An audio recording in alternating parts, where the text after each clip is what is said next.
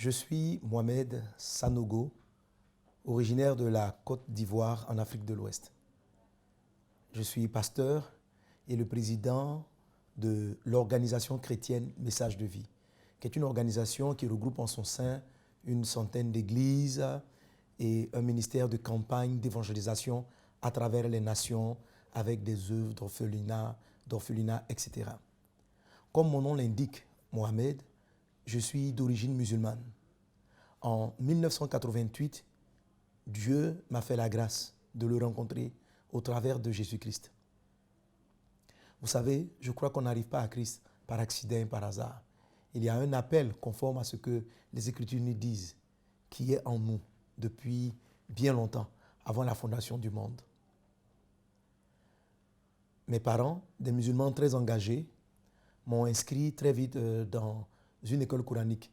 C'est là que j'ai appris mes premiers mots d'arabe et puis j'ai appris la prière musulmane.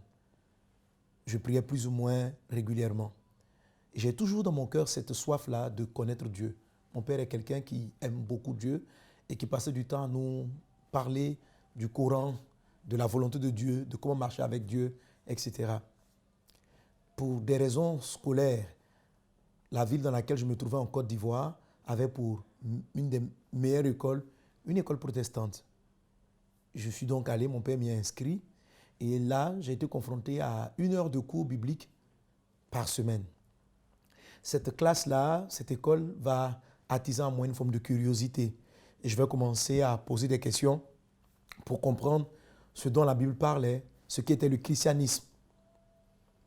Et dans ce questionnement, je suis une année parti passer mes vacances au Sénégal. Et là, la famille dans laquelle je me trouvais était chrétienne. Et j'ai commencé à échanger en ce qui concerne ce que le Coran dit et ce que la Bible dit.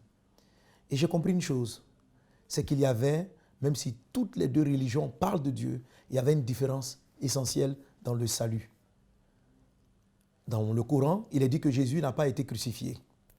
Il est dit que Dieu n'a pas de fils, donc Jésus ne peut être son fils. Et la Bible que je croyais être aussi, donc moi élu de Dieu, disait Dieu a eu un fils et il a donné son fils afin que quiconque croit en lui ne périsse pas mais qu'il ait la vie éternelle. Et que Jésus est mort à la croix afin que les péchés soient pardonnés. Sa mort à la croix donc marque la libération de l'humanité, ou du moins pour tous ceux qui croiraient en lui. Je trouvais que ça faisait 2 affirmations trop différentes, trop contradictoires, pour que Dieu, le seul et unique Dieu, se contredise. Qu'il dise quelque part que Jésus est son fils et qu'il dise d'autre part que Jésus n'est pas son fils. Qu'il dise que Jésus a été crucifié et qu'il dise que Jésus n'a pas été crucifié. Ça me paraissait assez déterminant, surtout que ce point-là est essentiel dans chacune de ces religions. Je me suis dit, aucun homme ne pourrait réellement me répondre.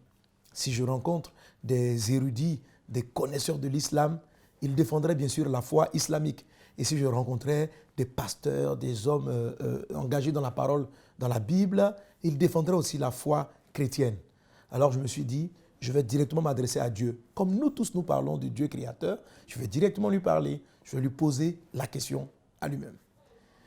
Et puis j'ai commencé donc à parler à Dieu. Je continue à faire mes prières musulmanes. Donc pendant ma prière, ou à la fin des prières, je demandais à Dieu, pardonne-moi de mettre aujourd'hui un petit doute. Mais avec toutes les choses que j'ai entendues à l'école et puis pendant ces vacances, je me pose des questions. Toi, le seul Dieu qui dit tout ce qui est vrai, peux-tu dire 2 choses qui sont contradictoires? Pour moi, oh Dieu, cela me révèle qu'il y a un chemin qui est le chemin et l'autre qui n'en est pas un. Montre-moi la voie. Si c'est ce que le Coran m'a dit, qui est la vérité, pardonne-moi d'avoir douté, mais montre-le-moi clairement, afin que je devienne un meilleur musulman. Mais si c'est le message de la Bible qui est la vérité, que Jésus est vraiment le chemin, la vérité, la vie, qu'il est mort pour que mes péchés soient effacés, qu'il est mort, qu'il s'est sacrifié pour tout le monde, alors montre-le-moi. Je sais qu'en devenant chrétien, je serai rejeté par ma famille, mais je suis prêt à payer ce prix. Et je dis à Dieu, si tu ne me montres pas la vérité, que je suis dans l'erreur, au dernier jugement, je te dirai que c'était de ta faute, parce que tu ne m'as pas montré. Mais si tu me montres la vérité, que je refuse de la suivre, alors j'assumerai le jugement. Mon Dieu, montre-moi la vérité. Je faisais cette prière-là régulièrement. Et Dieu, dans sa grâce, va commencer à se révéler à moi pour me montrer que je devais suivre Jésus, qu'il était mort pour moi, que c'est par lui que j'allais avoir le salut. Je commençais à remarquer que toutes les religions avaient une chose à dire contre Jésus, ou bien par rapport à Jésus. Toutes les religions dans le monde avaient un témoignage sur Jésus. J'étais curieux et je parcourais aussi d'autres livres, tels que des livres bouddhiques et d'autres. Je parcourais et je me suis rendu compte que la plupart, même les religions antérieures à Christ, plus tard, leurs sages et ceux qui ont écrit vont avoir un mot à dire sur la personne de Jésus. Les sectes même disaient que Jésus était un initié, qu'il avait fait toutes sortes de choses.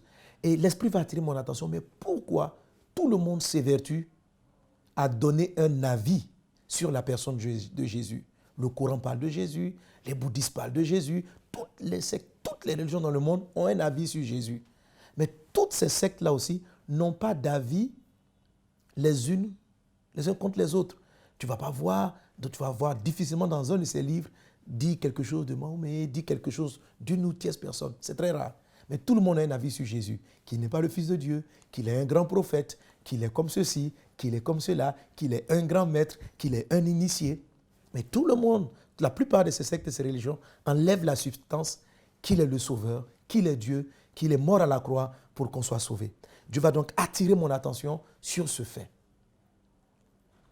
Et tout ça va, comment je vais m'amener toujours à me poser la question, continuer à me poser des questions. Et puis, mon cœur va commencer à sentir que Jésus, je devais suivre ce Jésus. Si tout le monde s'évertue à dire que quelqu'un est faux, c'est qu'il est certainement quelqu'un de véritable. Vous voyez, comme je le dis, souvent, j'aime à le dire souvent, si vous prenez par exemple un billet de $100, ou bien par exemple, vous ne verrez jamais de faux billets de $55. Vous ne verrez jamais de faux billets de $53. Pourquoi on ne verra pas de faux billets de $53? Parce qu'il n'existe pas de vrais billets de $53. Parce qu'il n'existe pas de vrais billets de $52. Donc, il commence à avoir des copies de fausseté ou d'imitation parce qu'il y a un vrai. Si tout le monde s'évertue à dire que Jésus-Christ, c'est du faux, ce n'est pas comme ça qu'on doit le croire, c'est qu'il y a quelque chose d'essentiel dans la vie de Jésus. Et c'est cette curiosité-là qui va progressivement, que Dieu va utiliser pour se révéler à moi et pour me dire que Jésus était le chemin. Mais cela va se manifester concrètement par une petite histoire. Alors, je vais vous conter une petite histoire. Il faut savoir que malgré tout ce que Dieu mettait dans mon cœur par rapport à ce dont je parlais tantôt, je n'étais pas prêt à me décider. J'étais encore très hésitant et je continuais de faire mes prières. Et de retour en Côte d'Ivoire, je rencontre une jeune dame de mon âge que j'aimais bien. Je voulais qu'elle soit mon amie, qu'elle soit ma copine. Et celle-là était chrétienne. En tout cas, à un moment donné, elle se donnait à Jésus. Et elle a commencé à me parler du Seigneur. Mais bon, je n'écoutais pas. Quand je la rencontrais, c'était pour lui manifester mes sentiments. Et cette jeune demoiselle va m'inviter à son église. Un soir, je me suis dit, bon, de toute façon, je ne suis pas chrétien, je vais juste y aller. Et puis au retour, je vais continuer à lui déclarer ma flamme. Et puis on part dans son église et je ne sais vraiment pas ce qui se passe.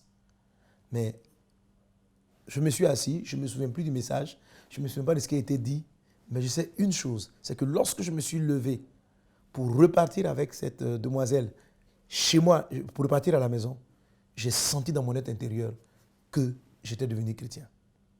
Je n'ai pas fait de prière, Seigneur, je te donne ma vie, je n'ai pas fait de prière d'appel. Souvent, je dis aux gens, pour moi, Dieu m'a converti. Je suis arrivé, je me suis assis comme musulman, je me suis levé comme chrétien. Je n'ai pas fait de déclaration particulière. Et sur le chemin de retour, je disais à cette jeune dame, merci, merci. Dieu vient de répondre à mes prières. Merci, merci, merci. Pourquoi je le disais? Qu'est-ce que j'avais entendu? Je ne sais pas. Mais je sentais en moi, je venais de découvrir que je venais de changer. C'est comme si Jésus-Christ s'était imposé à moi, il était entré dans mon cœur, il m'avait converti parce que pour toutes ces questions-là que je lui posais depuis ce temps, je suis rentré à la maison plein de joie d'avoir rencontré, d'avoir connu le chemin, la vérité et la vie. Et depuis lors, ma vie a totalement changé. Ma vie va totalement changer. La parole de Christ va commencer à agir en moi, va me délivrer de tout ce qui était péché, de sexe, tout ce qui était choses négatives. Elle va me transformer et elle va faire de moi un serviteur de Dieu. Que le Seigneur te bénisse abondamment. Et aujourd'hui, je parcours les nations pour parler de Christ, pour témoigner de Jésus. J'aimerais te dire, tu n'es pas seul. En Christ, tu n'es pas seul. Nous sommes ensemble, avec le Saint-Esprit, avec Jésus.